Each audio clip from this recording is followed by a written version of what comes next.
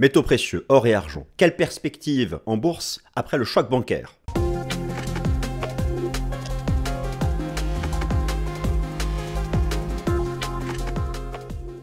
Alors chers amis, bienvenue, je suis ravi de vous retrouver pour la nouvelle édition du Fast & Forex. Nous sommes le mercredi 22 mars 2023, d'ailleurs nous sommes au printemps.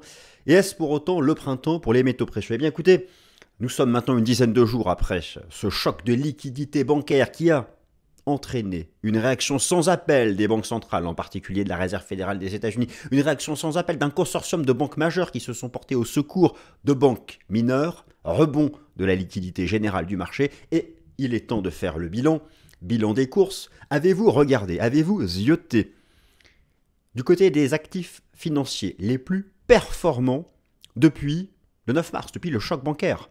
Ce qu'on appelle le choc, ce que j'appelle le choc bancaire, on peut appeler ça comme on veut, cette série de faillites bancaires états-uniennes, qui d'ailleurs a été causée par la Réserve fédérale des États-Unis, qui heureusement, c'était la moindre des choses, de venir utiliser son bilan pour sauver ce qu'elle a causé, à cause de la hausse verticale des taux d'intérêt depuis fin 2021. Le numéro 1, le marché crypto, enfin le cours du Bitcoin, ok, mais ça c'est alternatif. Les deux leaders, depuis le choc bancaire, le marché obligataire et les métaux précieux. On comprend parfaitement la logique. J'ai eu l'occasion à plusieurs reprises dans le Fast & Forex de vous expliquer le lien de corrélation inversée entre les métaux précieux et les taux d'intérêt nominaux, les taux d'intérêt réels et le dollar américain. Beaucoup de choses se sont passées comme ça. La logique a été respectée. Maintenant, ces métaux précieux qui ont rebondi, qui n'ont pas dépassé leur récent plus haut. L'or n'est pas encore au contact de son record historique.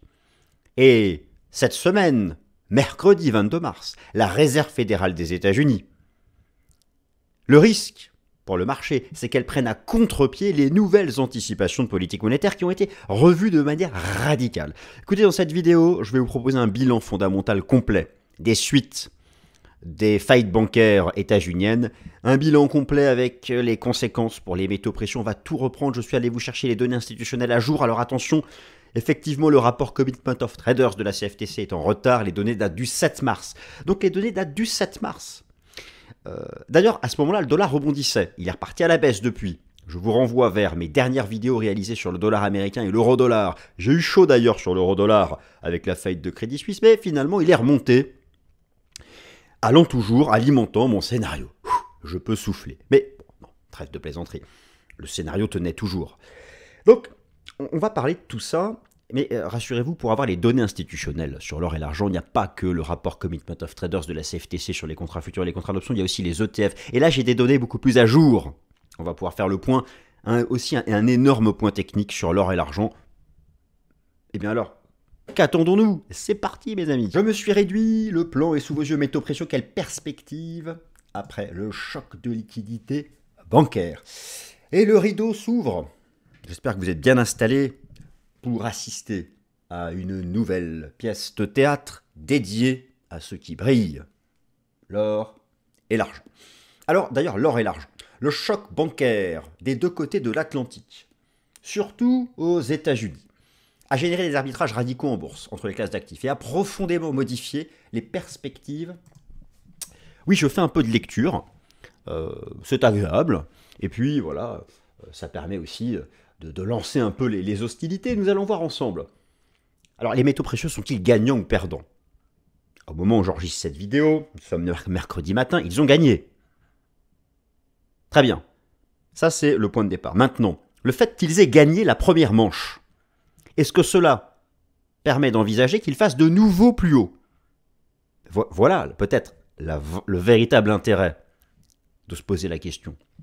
Et peut-être la chose qui vous intéresse le plus. Mais on va tout reprendre calmement. Il faut comprendre la logique des choses. Vous savez, beaucoup se disent que analyser ce qui s'est passé dans le passé ne sert à rien. Mais c'est qu'ils n'ont rien compris.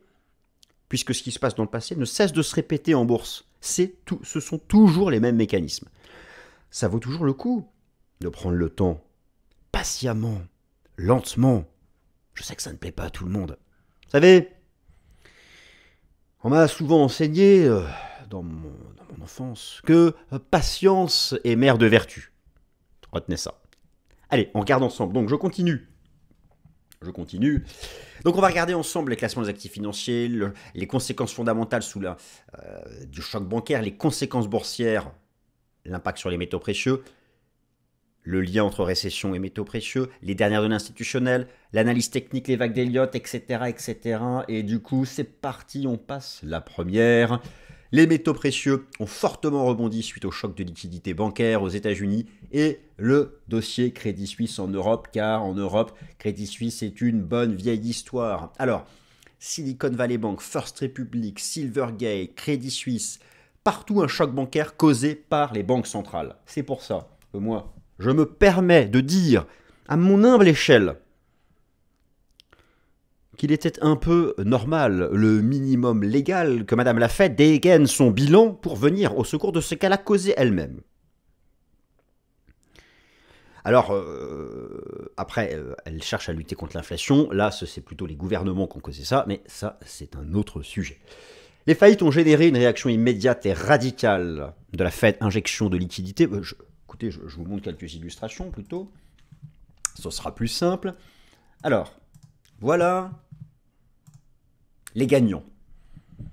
Voilà, c'est le classement des actifs financiers les plus performants depuis le choc bancaire.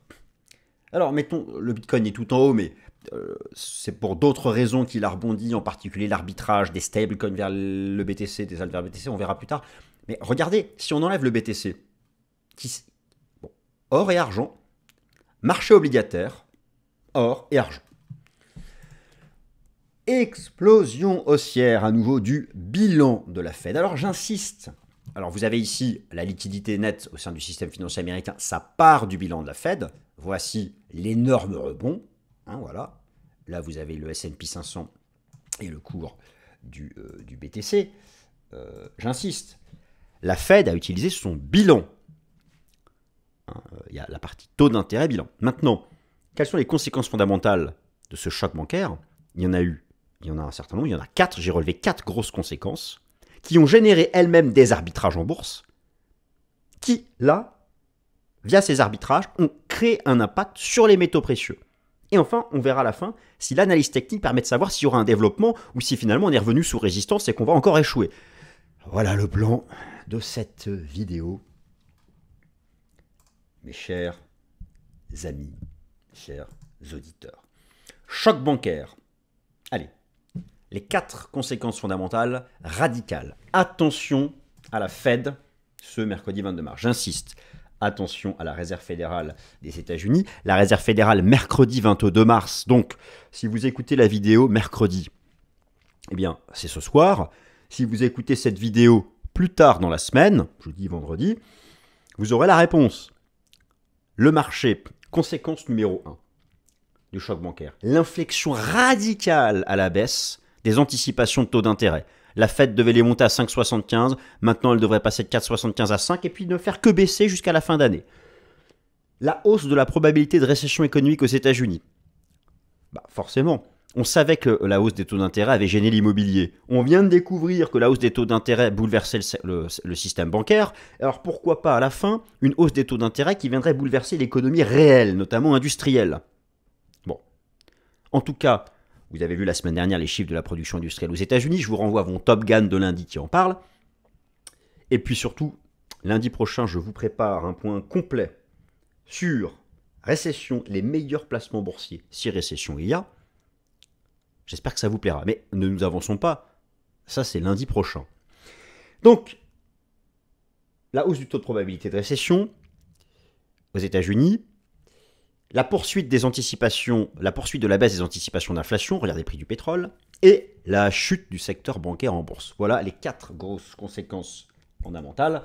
Et on peut regarder par exemple en particulier les nouvelles anticipations de politique monétaire de la Réserve fédérale des États-Unis. Vous les avez sous les yeux. Attention, la Fed prend une décision de politique monétaire mercredi. Mais, donc si vous regardez la vidéo jeudi, vous allez savoir ce qui s'est passé. La Fed doit monter son taux de 4,75 à 5. Ensuite, jusqu'au mois de juin, une stabilité. Regardez ensuite, Voilà la conséquence radicale. Et je pèse mes mots. Je pèse mes mots parce que c'est un virage à 180 degrés par rapport à il y a 2 semaines. Le risque, c'est que la Fed déçoive le marché en disant mais arrêtez de rêver, l'inflation n'est pas vaincue, on ne baissera pas les taux comme vous l'envisagez. Car ce que vous avez sous les yeux, ce sont les anticipations du marché basées sur le prix des contrats futurs négociés à la bourse de Chicago sur le taux d'intérêt des Fed Funds. Donc ça, c'est une chose. Alors, l'impact, la chute du secteur bancaire. D'où en bourse, alors qui est en train de rebondir sur support. Hein. Vous avez le secteur bancaire US ici, le secteur bancaire européen. On rebondit sur support. Mais en tout cas, nous avons eu la démonstration que cette hausse des taux d'intérêt, après l'immobilier, malmenait les banques. Maintenant, eh bien, le risque, c'est que ça malmène l'économie réelle. En tout cas, voici pour les conséquences. Et donc, avant de regarder les arbitrages qui en ont résulté en bourse, il faut bien comprendre une chose. Par rapport à ces conséquences, je dois absolument vous rappeler, on se fait une petite parenthèse. Je vous ai rassemblé les 7 critères qui influencent la tendance de l'or. C'est un peu une synthèse de toutes les vidéos sur l'or que je vous ai proposées ces derniers mois. Il faut les connaître par cœur. Et à partir du moment où vous connaissez par cœur ces 7 critères qui influencent la tendance de l'or en bourse, vous faites le rapprochement avec les arbitrages qu'on a eu récemment et les conséquences fondamentales, et vous comprenez pourquoi l'or a eu tel comportement, et ensuite, est-ce qu'il peut encore, parce qu'il n'a peut-il dépasser ces records historiques? Déjà, peut-il simplement les rejoindre? Ça, c'est la question à laquelle on répondra dans la partie technique à la fin de la vidéo. Donc, on va regarder à nouveau. Critère numéro 1, la demande industrielle physique d'or en provenance de l'industrie de la joaillerie en Chine ou en Inde. Le cycle des taux d'intérêt des banques centrales et leurs achats d'or. Regardez le critère numéro 2, je viens de vous montrer que le cycle des taux d'intérêt, déjà les taux d'intérêt du marché ont baissé, mais les anticipations de taux d'intérêt ont été revues à la baisse. Les achats d'or par les banques centrales sont à leur record. Regardez comme elles viennent de dégainer pour sauver le système bancaire, et elles sont au max du max, elles continuent d'acheter massivement des métaux précieux. Le niveau de la demande financière d'or, alors essentiellement via les ETF, ça je vous l'ai déjà expliqué que c'est lié à la tendance du dollar américain, la tendance donc du dollar américain sur le Forex, la tendance et le momentum des rendements obligataires du marché qui ont reculé, le contexte macroéconomique mondial et bien sûr le degré de risque géopolitique. Tout ça agit sur les métaux précieux et actuellement les achats d'or des banques centrales sont à leur maximum. Donc ça, il fallait que je vous rappelle ça, c'était une parenthèse essentielle. Maintenant, l'effet du choc bancaire a eu des arbitrages de marché qui justement agissent sur ces critères. Le lien reste très fort entre la tendance de l'or et celle du dollar américain et des taux d'intérêt, vous l'avez bien compris, c'est un lien de corrélation inversé entre les taux d'intérêt nominaux réels avec l'or et bien sûr la corrélation inversée entre la tendance du dollar américain sur le marché d'échange et le cours du XAU-USD a été entièrement confirmée. En fait, la chute des taux d'intérêt du marché suite au choc bancaire est la principale source de rebond de l'or sur les marchés. Je vais vous montrer ça tout de suite. Vous avez donc, alors regardez bien s'il vous plaît ce que vous avez sous les yeux. Vous avez un graphique de l'or en pointillé. Je l'ai mis en jaune, hein, histoire qu'on ne se trompe pas. Vous avez en vert le dollar américain et en bleu. Alors, pour les taux d'intérêt, j'ai pris ici le rendement obligataire à 10 ans de l'État fédéral américain. Eh bien, observez bien ce qu'il se passe à chaque fois, toutes les phases haussières de l'or. Regardez, les grosses poussées haussières de l'or sont toutes dues, minimum légal, à une baisse des taux d'intérêt. La corrélation inversée avec les taux d'intérêt, avec le cycle des taux d'intérêt est en place. Avec le dollar, c'est plus ambivalent. Ce qui est certain, c'est qu'un dollar en hausse vient freiner l'or. Par exemple, ici, la baisse de l'or de 2000 jusqu'ici au 1500, c'était une phase de poussée des taux d'intérêt du dollar. Et le rebond de l'or, récemment, le rebond de l'or depuis les 1700 $, eh bien, vous constatez que c'est à la fois un recul du dollar américain et un recul des taux d'intérêt. Et là, à très court terme, regardez bien à court terme, regardez bien, je vais vous montrer, voilà, la petite poussée de l'or qui est remonté au-dessus des 1900 $. Et en fait, l'or revient sous résistance. Il est revenu au contact de son record historique, c'est tout. Il n'a pas fait une cassure technique haussière. Ça, j'arrive, on regarde l'analyse technique en fin de vidéo. Eh bien, c'est dû à quoi? La baisse combinée du dollar et des taux d'intérêt nominaux. Donc, ce sont par ces effets d'arbitrage en lien direct avec les critères d'influence des métaux précieux qui ont agi sur l'or. Et il y a aussi une autre thématique qui est la thématique de la récession. Alors, ce que vous avez bien compris, j'en suis certain, c'est que les périodes de récession, historiquement, je me suis tourné vers les statistiques du World Gold Council, qui est cette fédération, cette association des principales compagnies minières à travers le monde, compagnies minières d'or. Statistiquement, les récessions ont toujours profité au cours de l'or. Statistiquement. Alors, il y a bien sûr l'aspect refuge. Alors, je ne vous parle pas des dépressions économiques où on se rue sur l'or physique, mais si on en reste sur la partie financière, pourquoi ? Parce que les récessions entraînent une inflexion baissière du cycle des taux d'intérêt, c'est-à-dire des banques centrales qui veulent adopter une politique monétaire de taux zéro pour booster l'économie, pour la sortir de la récession. Donc, effectivement, en récession, l'or s'en sort plutôt bien. Alors, là, je ne traite pas le sujet de la récession, je l'ai traité il y a 2 semaines dans le Top Gun, et j'en remets une couche actualisée et pointue, et en lien avec les marchés, enfin pointue, c'était pas à moi de juger mon travail, il n'est certainement pas pointu, lundi prochain. En fait, concrètement, pourquoi ? Vous avez suivi que l'immobilier s'est retourné à cause de la hausse des taux d'intérêt, et tout le monde se posait la question, comment ça se fait que ça n'agisse pas sur l'économie réelle ? Là, on vient d'avoir une démonstration que ça avait bouleversé le système bancaire. Et alors pourquoi la prochaine étape ne serait pas l'économie réelle ? En particulier la dimension manufacturière de l'économie, voire l'économie des services. Si oui, là, nous serons en récession. L'or en bénéficiera. Je ne sais pas si on sera en récession. En tout cas, le fait qu'on déjà on ralentisse entraîne une inflexion de la Fed. On va voir un peu comment la Fed se projette.